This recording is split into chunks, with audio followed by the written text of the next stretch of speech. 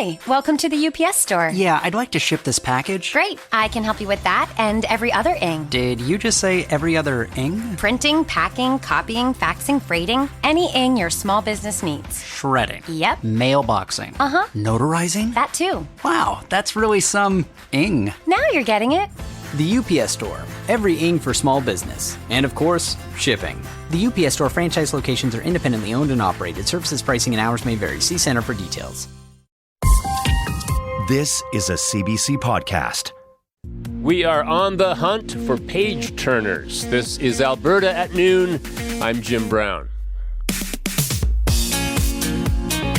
The news can feel a little dark these days, so today we're looking for some diversion. More specifically, we'd like to know what you've been reading lately. So if you've been blown away by a new biography, haunted by a collection of perfectly polished short stories, or if you're 4 books into a hot new trilogy, we want to hear about it. What would you like all of us to add to our summer reading list? Give us a call and let us know.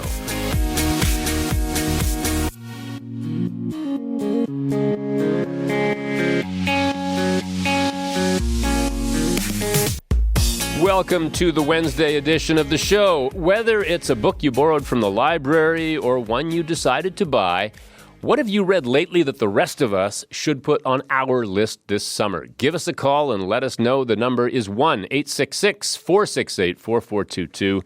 Once again, that's 1-866-468-4422. You can also email your recommendations to us. The address is alberta@noon@cbc.ca. And I have 2 guests joining me for the entire hour today. Both are writers and both teach creative writing. Jacqueline Baker is a writer based in Edmonton. Her most recent book is called The Broken Hours. She also teaches creative writing at MacEwan University. Aretha Van Herk is the author of numerous books, including Prairie Gothic, Mavericks, and the novel Judith. She teaches in the Department of English at the University of Calgary. Good afternoon to you both. Hi there. And it's good to have you back with us. I always enjoy these book shows with the two of you. So this should be fun. Now, before we turn to our callers, let me start by asking each of you for a recommendation to kick us off. Aretha, do you want to start us? What would you suggest we all put on our reading list right now? Well, the summer is always a good time for me, and I recommend it for everyone to read books that come from Alberta.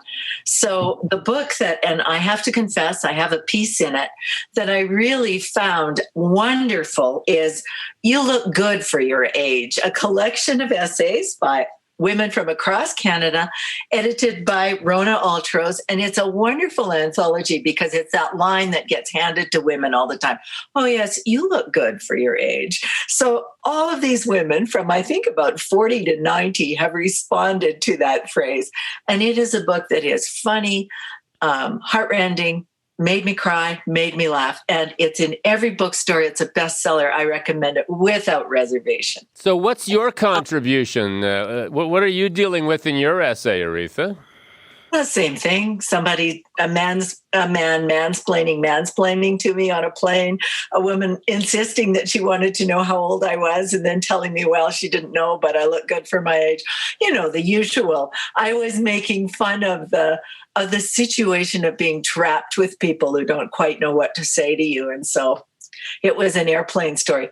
But haven't been on an airplane for a while, so it was fun to reread it, even my own piece. A little nostalgia, a little airplane nostalgia. Yeah. Okay, Jacqueline, don't feel any pressure to recommend one of your titles just because Aretha did.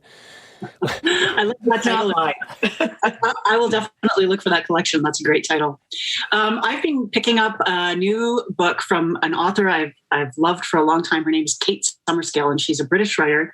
She takes historical true mysteries and unpacks them in the book. But the way that she does it, it feels like you're part of the mystery all the way along. So the one that she's got out now is called The Haunting of Elma Fielding. And it's a true poltergeist story from the late 1930s. Elma Fielding was lower middle class housewife and was troubled by a poltergeist. And so there was a man named Nandor Fodor, who was the head of the Center for Psychical Research, and he studied her.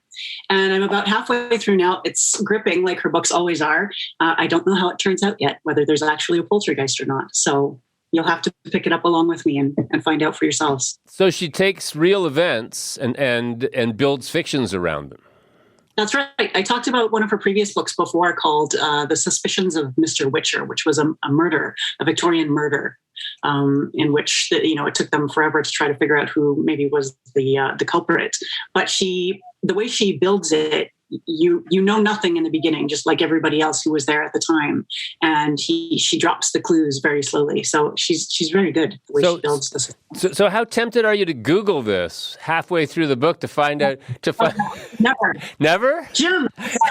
It sounds like you're the kind of guy who flips to the last page of the book to read the ending. Tell me no. It has happened. But I would be so curious to know what all of the participants look like. That's why I'd be drawn to Google. I'd want to see what they all looked like. After I'll Google it, but not before. First, I go to the last page too. I confess. Yeah, because I look for the good writing, not what happens, but how it happens. Sure. Sometimes I'll mistakenly, this happened actually last week. I mistakenly saw towards the end of the book just one sentence, but the sentence was the day after her suicide. And it really did affect the next 150 pages of reading. There's no question about it. But you can't unsee what you've seen, right? That's right. So we are talking about summer reading recommendations today. We'd like you to give us a call and tell us what you think the rest of Alberta should be tucking into right now. And I have two guests with me for the entire show. They're both writers. They both teach creative writing. Aretha Van Herk in Calgary and Jacqueline Baker in Edmonton. You can give us a call. The number is 1-866-468-4422. You can also send an email to alberta@noon@cbc.ca. So let us know what you're reading. Give us something to divert ourselves from all of the news with. Now, Aretha, you mentioned a collection of essays. Do you have anything fictional that you think Albertans should be tucking into right now? Well, there are so many choices. It's just a richness. There's a wonderful collection of short stories by Laurie Hannell called Vermin, some of which take place in Calgary. There's a wonderful nonfiction book by Angie Abdu about hiking with her shy daughter called This One Wild Life. And then I always do look as well to the award winners because I think that one should respect the achievement they've made. So Katie Bickle's book, which won the Writers Guild of Alberta Award for Fiction, Always Brave, Sometimes Kind, is a beautiful character-driven book. And just for nonfiction that should make us all feel better, there's Timothy Caulfield's, he's from Edmonton, Relax, Damn It, A User's Guide to the Age of Anxiety, which I actually think is most apropos right now since everyone seems really anxious. So I just duck between fiction, nonfiction, and poetry too. And if you haven't read anything by Tim Caulfield, even if you've heard him on the radio, you can imagine what his voice is going to sound like on the page too. He really does have a nice sort of breezy, very accessible, easy to read take on things like science and hoaxes and conspiracy theories and all of those things. Yeah. Okay, well let's move back to you, Jacqueline. Do you have another recommendation for us? I also have a couple of Alberta writers I'd like to recommend, and their books I haven't picked up yet, but they're sitting beside me as we speak. And the first is Rayanne Haynes. It's kind of a hybrid collection of personal essays and prose poetry called Tell the Birds Your Body Is Not a Gun. It's about grief and being a woman and being a parent, and it's beautiful. It's a beautiful collection, and she's doing really interesting things with blending genres. And then the second is Lisa Martin's collection of poetry, Typology. It's based brilliantly on the Myers-Briggs types. So I haven't read it yet, but I thought, what a great idea for a collection of poems. So I'm looking forward to that one. All right, so some poetry as well. It's great that we're getting a lot of local titles from you too, and we generally tend to get a lot of local writers from our listeners as well. What I've been doing lately is I've been rereading. I don't know if it's the pandemic, but I think I spent about the last 6 months going shelf to shelf. If I can't imagine rereading it, I'll set it aside and drop it in one of those little libraries. And if I can, I will. And it's amazing how revisiting books that you might not have read for 25 years completely alters the way you always sort of imagined them being as they were sitting on your shelf and you were just looking at the spine for so long, you know? Some of them, I'll say to myself, I can't imagine I ever liked this. And some of them I will have just misremembered completely. I'll remember some elements of the plot, but the tone and the style and all of that is not how I imagined it being when I tucked back in at all. I don't know if either of you have been doing any rereading lately. Yeah, I think there's a way that we, in times of uncertainty, kind of turn to books for comfort, and we want to know what's coming. We don't really necessarily want to be surprised with a murder halfway through the book or a suicide, 3/4 of the way through. So I've been doing that the entire pandemic, is rereading old favorites. Death in Venice, I think I've read probably 10 times over in the last 2 years. You read Death in Venice during the pandemic? I did. I did Death in Venice as well. Plus, I did Magic Mountain, which to me is the perfect pandemic novel. Yeah, and that one's a commitment. That's a big one. Death in Venice you can read quite quickly, but Magic Mountain is going to take you through a big chunk. Magic Mountain is so full of food. It is. It always amazes me. It's full of food. Yeah. And I think, really? I like the way time telescopes in that book. Everything takes so long at the beginning, and then everything moves so quickly at the end. Aretha, have you been doing any rereading? I confess that I reread Pat Barker's trilogy, Regeneration, about the First World War. Again, I don't know if that was because of the pandemic and I wanted to go back and reread it, but it was quite different this time around. And I must say I'm confirmed in my opinion that she's an amazing stylist. So it reinforced rather than made you rethink. That's good. Well, I wasn't bored in the rereading, and that's a mark of a good writer. Absolutely. Yeah. Let's bring our first caller into the show now. We've got Ken on the line from Cold Lake. Hi, Ken. Hi, hello. Thanks for calling. What would you like Albertans to read this summer? Well, it's a book called Riel by Maggie Siggins. Mm-hmm. Yeah, I like it. I haven't finished it. I'm on the last couple of chapters. But I like it for its history. It tells much about the beginning of Confederation, how people behaved and misbehaved. I like it. I think that every student should read it by the time they finish grade 12. I also think that everybody, and all members of Parliament, should read it in their first year, and it'd be compulsory. Now, Ken, I'm curious. Was it the recent news coverage that sort of got you interested in looking this particular subject up? No, I've had this book. It's a borrowed book from someone here in town, and I've had it for about 3 years, and I'm almost finished. Mm-hmm. But it's the history, that part that's in it. And that's the biggest part. And yes, it is more or less relevant right now because of what's happened. And by the way, just to touch on something that you say now is relevant, the one in the, forget the name, Cowicess, they know where every grave is because I've heard the letter. My brother read the letter to me that they know where every grave is. They know whoever every spot, every person. That the bishop gave all the documents to the people, and that some people just ran away with it in the wrong way. If you look up something, at every cemetery in Canada, the people are responsible for headstones, not the cemetery people, not the church, not the community, the municipality. Therefore, if something has been deteriorated and ruined and not replaced, it's up to the people. All right. That's why they're not undiscovered. Well, Ken, I appreciate you calling with your recommendation today. Thank you very much. That's Ken recommending Riel by Maggie Siggins, and Ken says that was first published in 1994, so about a 30-year-old biography of Louis Riel. Let's go to our next caller now. We've got Ron on the line from Edmonton. Hi, Ron. Hey, hi. Thanks for calling. What's your recommendation?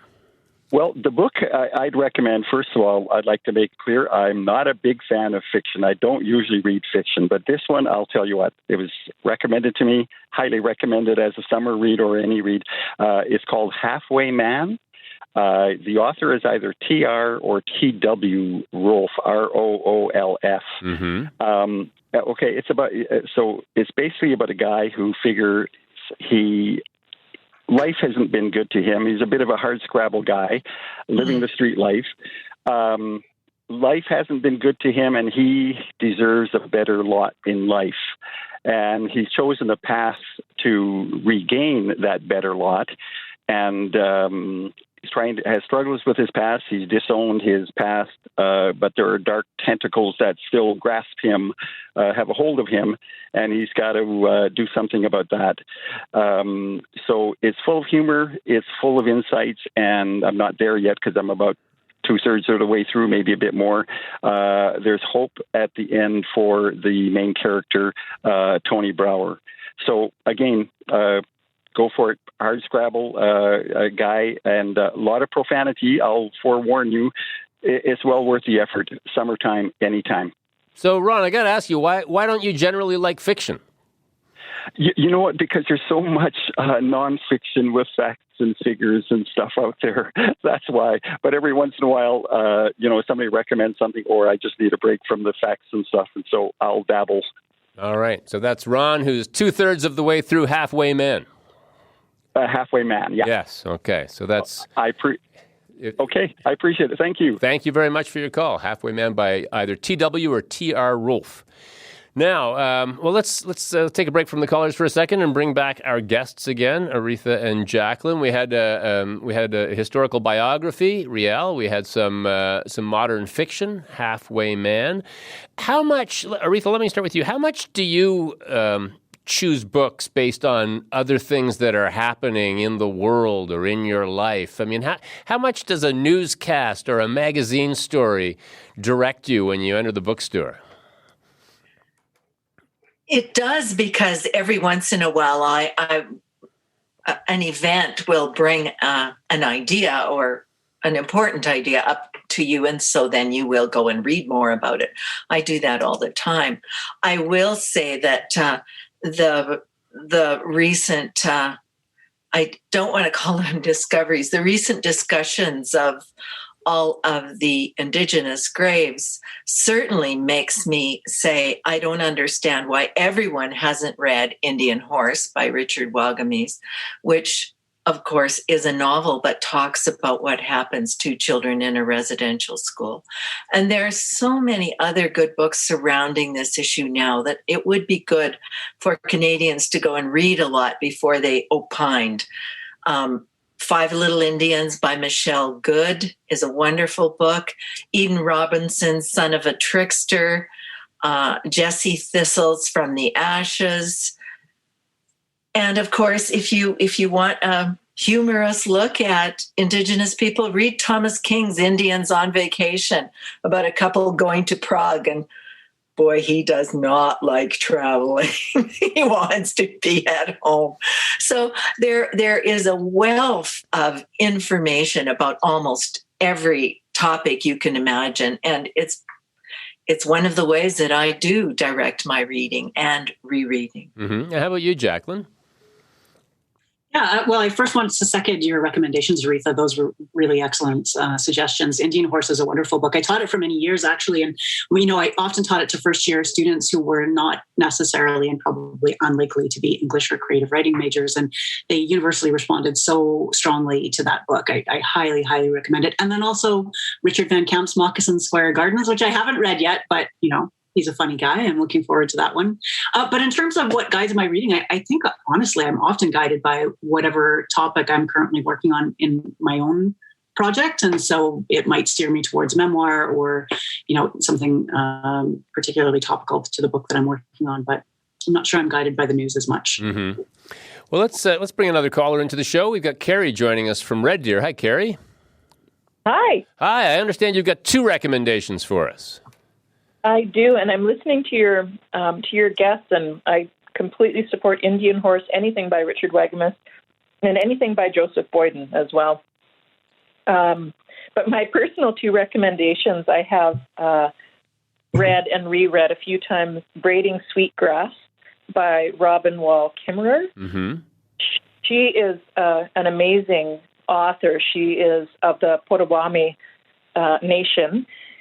And she writes from a perspective of the three braids, the three strands of a braid. And what she does is she ties in, she's an ecologist, and she ties in the ecological importance of nature. So, for example, she talks about the story of strawberries and how important they are to Indigenous culture. And so she weaves the scientific background information about strawberries, their tie to the ecology, and their tie to Indigenous stories, and then her tie to personal experiences of nature. And for example, the strawberries, and the whole book is like that, and it's just beautiful. Interesting. Okay, and so that's your first one, Braiding Sweetgrass. What's your second one? The second one is a book called 7 Ways to Sunday by a Calgary author who is Lee Kavern. And I get quite a kick out of it's a collection of short stories. And the neat part about it is that you hear that Alberta voice in there. And you understand about the rural Alberta experiences, like going ice fishing, for example. And it's really quite a giggle, and it's a really quick read. It's a lovely sunny afternoon's read. All right, and that was 7 Ways to Sunday. Yes. Perfect. Carrie, thank you so much for your call. Thank you. Take care. You as well. Here's an email that Ellen sent in, and she writes, I just finished a book by Canadian author Leslie Crew titled Kin. I couldn't put it down. Great story of family dynamics. So there's a few more titles. Do any of those recommendations inspire either of you, Jacqueline or Aretha, to add to them? Jacqueline? Well, we were talking just before the show about the prize winners in each of the cities, and we were trying to think of who won the Edmonton Book Prize, and that would have been, I think it was Marina Endicott's The Difference, which I had talked about on a previous show. A novel. It's a beautiful, beautiful novel. Like I said before, when you read that novel, it's a seafaring novel, and when you finish reading it, you feel like you've been at sea for months. It's a lovely, lovely. She evokes that world so beautifully. You don't get a lot of seafaring novels from Alberta writers. No, not often. All right. How about you, Aretha? Lee Kavern's writing is wonderful. I'm so glad that your caller recommended that. That's a great collection. And there's another new book that's just come out, which is almost the same, very funny, very community-oriented, called Unlocking by Amy LeBlanc. Again, a short, wonderful afternoon's read that just takes you into the heart of a small town somewhere outside of Calgary. Who knows where?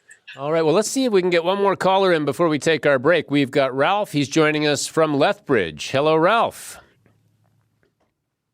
Ralph, are you there? I think... I've got 3 books to recommend for you. Okay, go ahead. One audio book, Malcolm Gladwell's Bomber Mafia, which is really fascinating. Mm-hmm. And that one follows the Japanese, basically the American war against Japan during the Second World War. And 2 processes used. One guy who wants to bomb every city into the ground with napalm, and one guy who wants to try selective bombing. Next book is 2 Families, Treaties and Governments by Harold Johnson. This one I just finished reading. It's about 10 years old. It's basically an Indigenous lawyer discussing how the treaties were formed, particularly Treaty 6 in Saskatchewan, between the Crown and the Indigenous people. And the fact that basically it's supposed to be an agreement that we're sharing the land, and not much more than that. And the last one is Anxious People by Fredrik Backman, which is a Swedish novel. It's absolutely hilarious. The book is written by the person who did A Man Called Ov, so it's in the same kind of line. It's just wacky and interesting and fun. All right, you got some wide-ranging picks there, Ralph. You've got eclectic tastes. Somebody's got to do it, but they're all really good. Well, thank you very much for calling with those. And I see someone else has emailed us with a recommendation of Fredrik Backman's Anxious People, too. So maybe I'll pick it up with Jacqueline and Aretha after the break, and we'll see if either of them are familiar with Mr. Backman's work.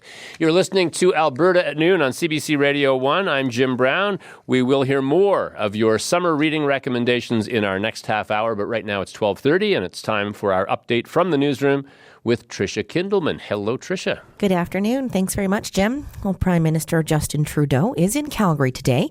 He'll be holding separate meetings with Premier Jason Kenney and Mayor Naheed Nenshi.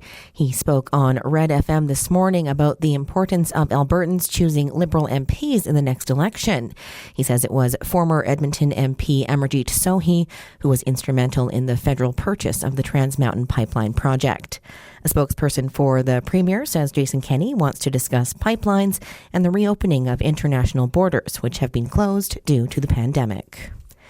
And Alberta's finance minister is aiming to roll back nurses' wages to help balance the province's finances. AHS is asking for a 3% pay cut as part of ongoing labour negotiations with the United Nurses of Alberta. In a statement last night, Finance Minister Travis Taves says that Alberta must get its finances back on track and that Alberta needs to bring wages in line with other large provinces.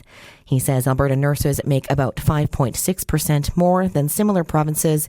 UNA Chief Negotiator David Harrigan says the proposed rollback came as a shock. And the Calgary Stampede will kick off Friday after missing last year due to the pandemic, and officials are promising robust safety measures, fewer attendees, and enhanced cleaning protocols. One big change will include proof of vaccination or a rapid COVID test on site at the popular Nashville North live music venue. Well, to weather now. In Edmonton, a mix of sun and cloud with a chance of showers this afternoon, possibly a thunderstorm and a high of 28. In Calgary, a severe storm warning is in place. Thunderstorms are expected to develop late this afternoon with a high of 27 there. Currently, it's 25 degrees in Edmonton and 23 in Calgary. All right, Tricia, thank you very much. Thanks, Jim. Tricia Kindleman in the newsroom. I'm Jim Brown. This is Alberta at Noon, and today we're asking about the books that you are drawn to right now. What are you reading that you'd recommend to a friend or to the rest of us? The number to call is 1-866-468-4422. You can also send us an email. Send it to alberta@noon@cbc.ca. And my guest for the entire hour today are both writers. They both teach creative writing. Aretha Van Herk is the author of numerous books, including Prairie Gothic and Mavericks. She teaches in the Department of English at the University of Calgary. Jacqueline Baker teaches at MacEwan University, and her most recent book is called The Broken Hours. Welcome back to you both. Well, I mentioned we had a recommendation from a caller and from an email, both of them touting Anxious People by Frederick Bachman, and I wonder if either of you two have had any experience reading his work. Aretha? I haven't, but I understand that book is about a kind of crazy bank robbery, so I'm tempted to put it on my list. And it's been lurking there in the backup, but I have not read that book, and I haven't read much of his other work. How about you, Jacqueline? No, I haven't read him either, but he does seem to be a name that keeps cropping up, so I'm definitely curious. Okay, well, the email, this is from Sherry. Her email where she mentioned the Bachman book, she says, I love to read. And so with that, here are a few I've recently finished and enjoyed. And other than the Bachman, she also recommends The Hellfire Club by Jake Tapper, which I think is about Frank Sinatra and the mob and politics and all of this in 60s LA, I believe. And she also recommends Hamnet by Maggie O'Farrell. And I think one of you two was going to bring up Hamnet in our conversation today. I can't remember which of you had it on your list. I have it on. Jacqueline? Is it not you, Aretha? Yeah, I have it on my list, and it's a wonderful novel about the twins that were supposedly the children of Shakespeare. One of them dies, and Shakespeare goes on to use the child's name Hamnet in Hamlet. It's an incredible book, and it's really you fall right into that world, even though it is very much the world of historical Shakespeare. Beautifully written. I just bought the audio version. I like to have an audio book on the go as well, all the time, so that I can read while I'm doing other things. And that's the one I've got loaded up next. So great. So Hamnet it is, on deck. Okay, here's another email. This is from Margot. And she wants to suggest The Erratics by Vicki Laveau Harvey. It's a harrowing memoir of surviving an unbelievably toxic mother, but punctuated with laugh-out-loud humor. Fabulous stylist, set on a fancy estate outside of Okotoks. Sounds dire, but a marvel. Read the paper version, read the paper version, and also listen to the audiobook read by the author. Even better hearing her own voice. So there you go, a fancy estate outside of Okotoks. When I hit the word Okotoks, because I hadn't read that before I started reading it live, I was expecting something like, I don't know, Boston, London, but no, Okotoks. Are either of you familiar with Vicki Laveau Harvey? No. So there you go. That's the. It sounds great, except it's always the mother's fault. Always.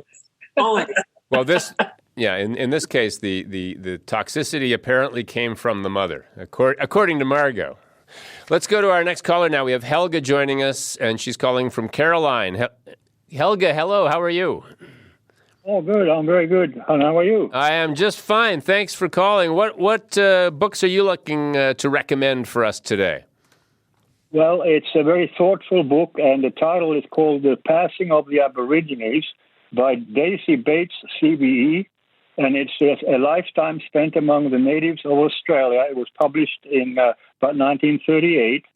And it sheds a lot of light on the colonial mindset and how these residential schools came about.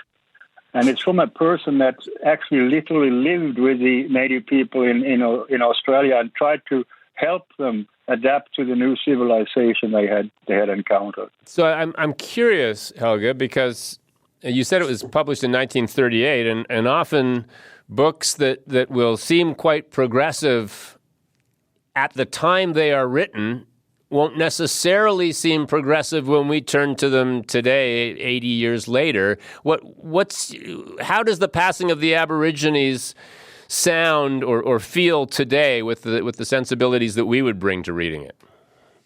Well, it was the belief of the people of the day. She was actually living amongst these people over 100 years ago, and she wrote the book in later life. Mm-hmm. But her motivation was totally noble. She actually tried the best she could to make their suffering as little as possible by trying to help them to adapt. But she firmly believed that they would disappear, hence the title of the book, The Passing of the Aborigines, whereas history has proved her dead wrong, because now there are about 750,000 people of Aboriginal descent in Australia at this time. So, but the reason why the book is an interesting read is because it sheds light on the decisions made to establish these residential schools.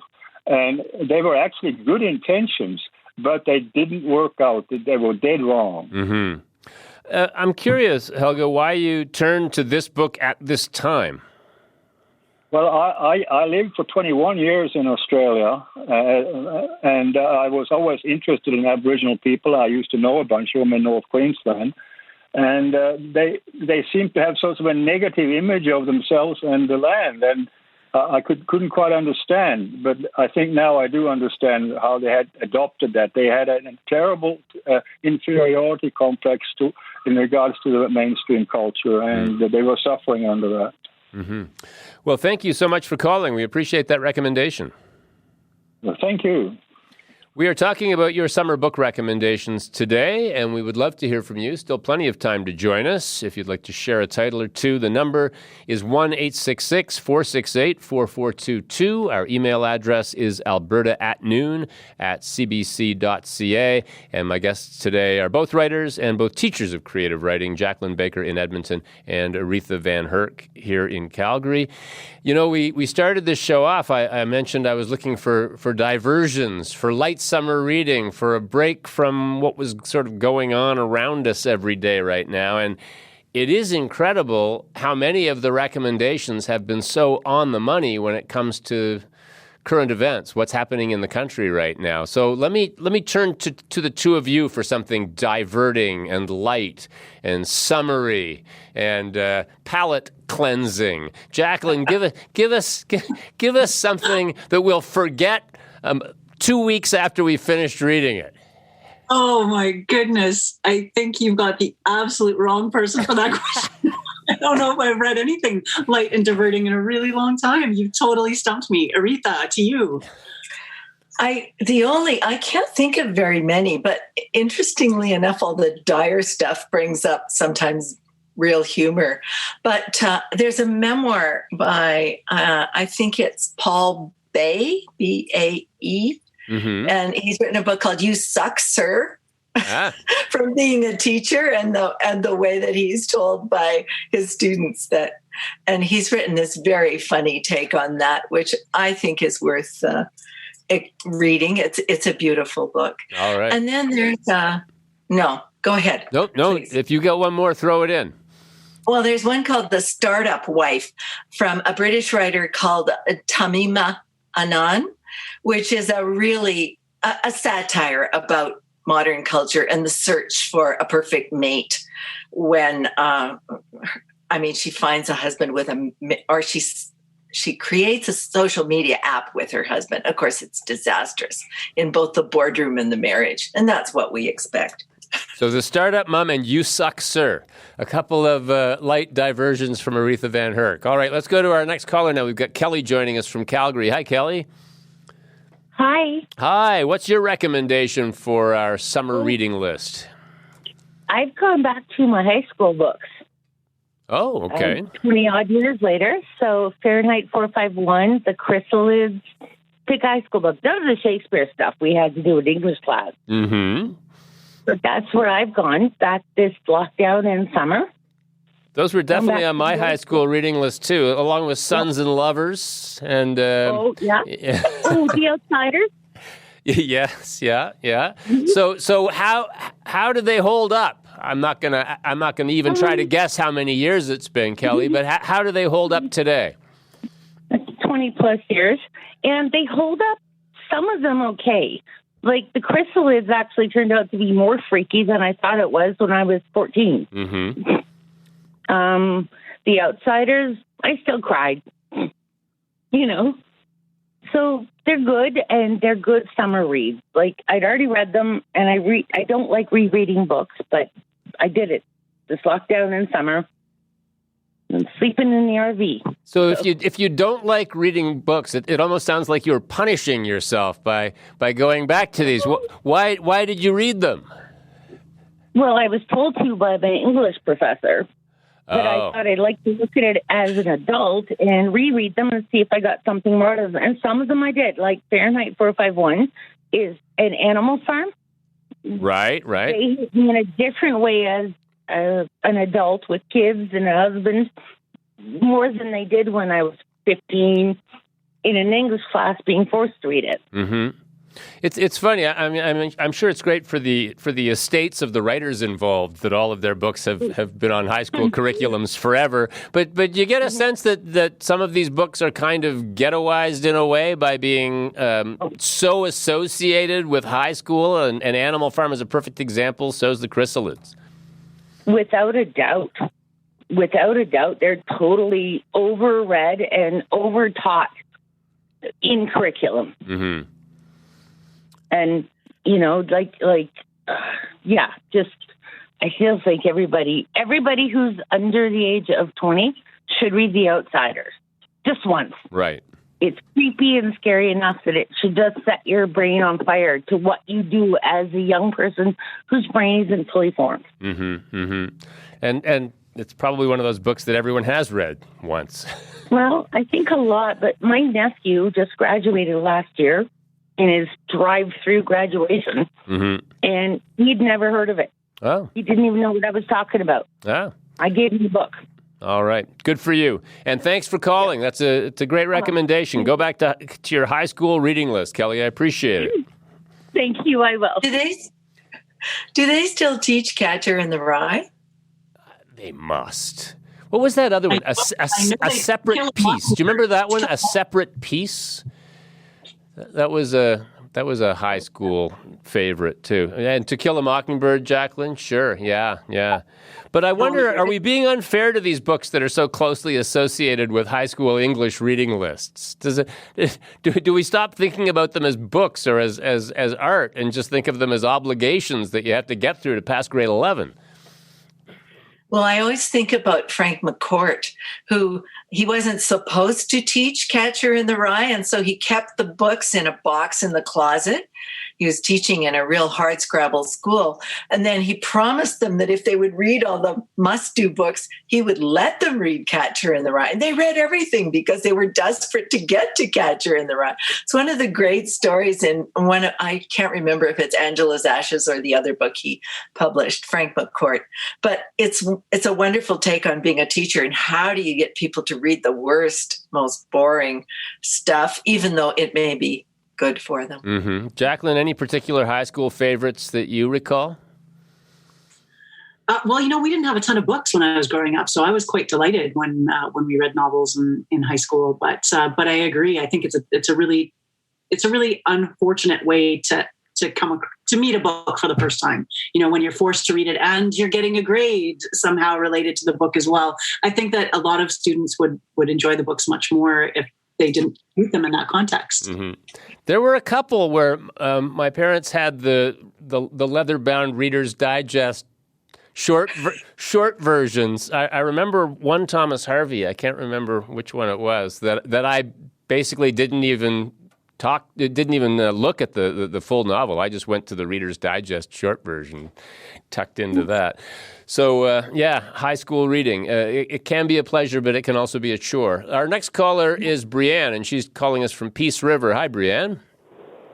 Hi. Hi. Have you got a recommendation for us?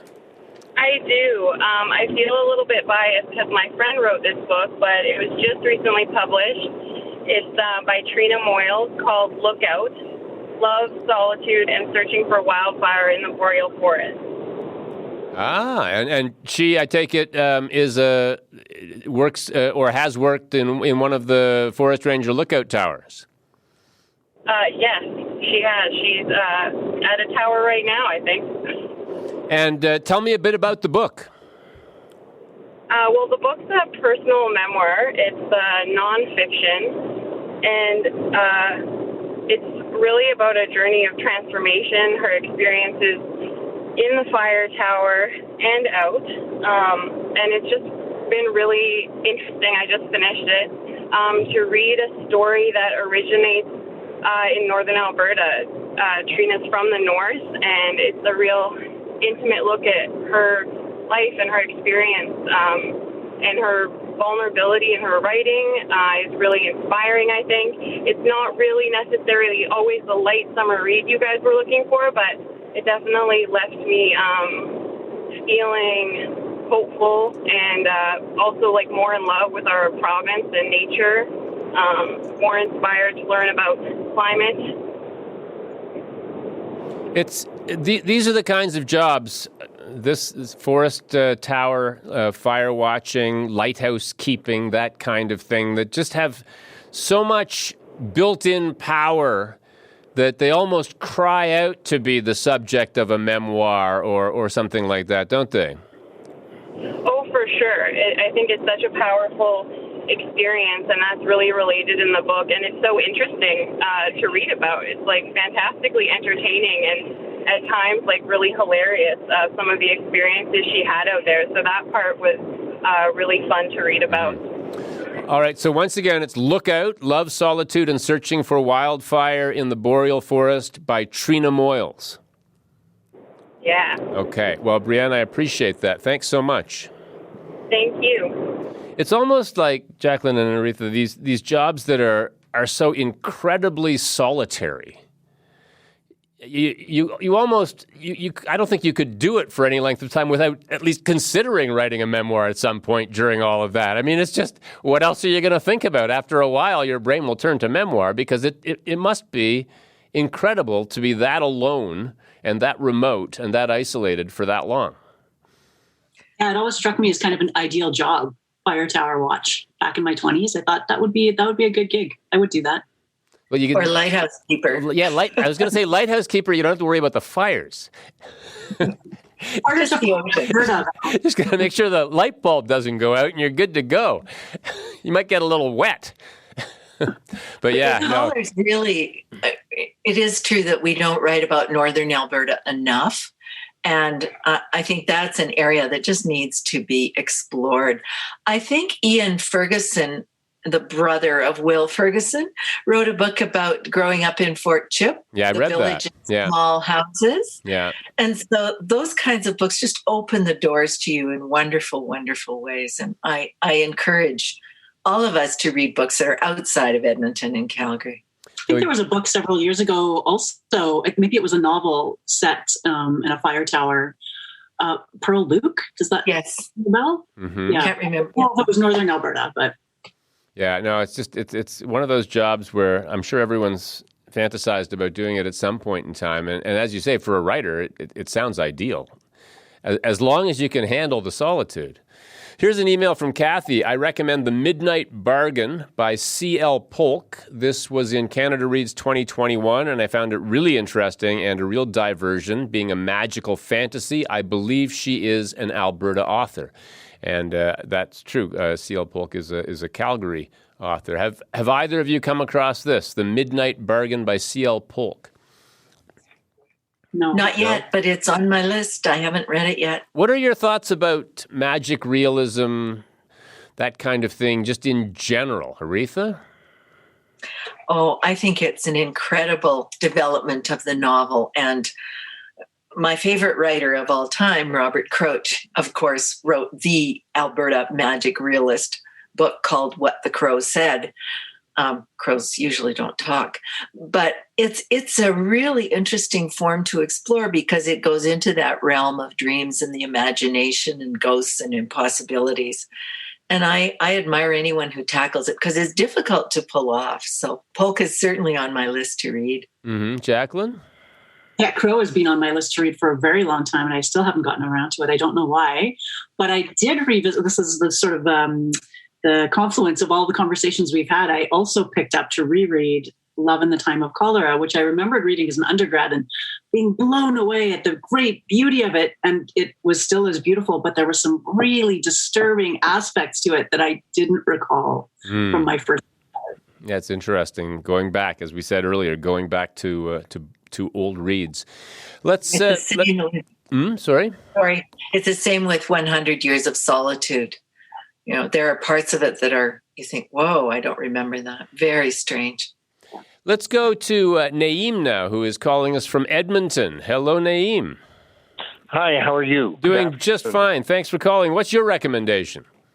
Well, my recommendation is by an American author. I think her name is Angela Thomas. It's called Concrete Rose. It's about young people growing up in the drug trade milieu in the southern United States. Her style is wonderful. She was a rap singer, and this is her second novel. Both of them are on the New York Times bestseller list. I'll tell you, it was so good. I went to the end, and I went right back to the beginning and read it all over again. Wow. And just as a footnote, there's a clerk from Nigeria whose daughters are very involved. I'm a lawyer and clerk of the court, and his daughters are very involved in the Black Lives Movement. So I gave him a copy for his daughters. And he said 3 months ago, he said he hasn't had a chance to read it because as soon as they read it, they've been passing it around to their friends. Mm-hmm. So it's really it's sort of bittersweet. It's not it's admiration for the struggles of these young people, and the question is how would we react if we were in their shoes? And but on a lighter note, I don't know how many books we're allowed to recommend. Oh, you can do two. Oh, two? Okay, thank you. A hilarious book is by Evelyn Waugh, The Loved One. It's an older book, but it's a satire and a spoof of the American way of death, the funeral industry in the United States. There are very few books that make you laugh out loud while you're reading them, and that's one of them. It's very lighthearted, but it just really makes you think about how the ridiculous phase to which we have arrived in our consumer society. Mm-hmm. So a lighter look at the funeral industry. Exactly. All right. So those are the two. There are many more, of course. So give me the second title again. I know the first one was Concrete Rose. Yes, the second one is The Loved One. The Loved One. The deceased is the loved one. Of course. We never talk about the dead person. It's always the loved one. The loved one. So, Naeem, I appreciate those recommendations. Yeah. Thank you very much. Okay. Thank you. We have Martin joining us from Red Deer now. Good afternoon, Martin. Hi, how are you today? I am doing just fine. What's your recommendation? I have a very favorite book that I have read on occasion. It's a great summer read. It's by Trevanian, which is a pseudonym of Rodney William Whitaker. Mm-hmm. It was a bestseller in 1979. It's called Shibumi. It's an international thriller intrigue. It's just brilliantly written. Gives you a bit of insight into the Basque culture, some Japanese World War II kind of intrigue, and some of the finer things. It is just beautifully written, and it's an incredible story about that time in the world, and it weaves the cultures of the people involved just wonderfully. He wrote the Eiger Sanction, the Lou Sanction, right? And it's a thriller, right? A faint bell is ringing in my head here, Martin. Does this involve a character who kicks his car door every time he gets out of it? Absolutely, the Volvo. Yes. Okay. Yes. So I have read this, but boy, it was a long time ago. So that's Shibumi by Trevanian, and you say that came out in the late 70s. Yeah, 1979. It was on New York Times bestseller list, I believe. So is this a book you keep going back to? Is this a perennial for you? Yeah, it is. I've actually ordered and had it sent to friends and family members over the years just because they have missed it, and they always appreciate that I have done so. But yeah, I find myself on a flight to Europe every once in a while. I'll pull it out on my ebook reader and that kind of thing. Okay. And sometimes in the middle of winter when I'm just looking for something that's comfortable. It's always nice to have a book you can count on. Martin, I appreciate the recommendation. Thank you. Absolutely. Thanks very much. Thank you. Now, here's an email. I just finished reading the book I wrote with my 92-year-old cousin over the past 3 months. Cousin Bud Sarich lives in Saskatoon. He hand-wrote his story in sections and would read it to me over the phone. I typed as he read. After the daily phone call, I would edit each section, and then the next day, he and I would edit it together. Thank goodness for a shared link in Google Docs. That made editing easier. 9 Decades Well Spent is the book title. The Story of My Life. It's a true story about Bud Sarich's life from 1928 until now, living and working in Saskatchewan. A wonderful story that gave us both something to do during the last few months of lockdown. So there you go. That's from Glenna. About Cousin Bud. What a great book to end on.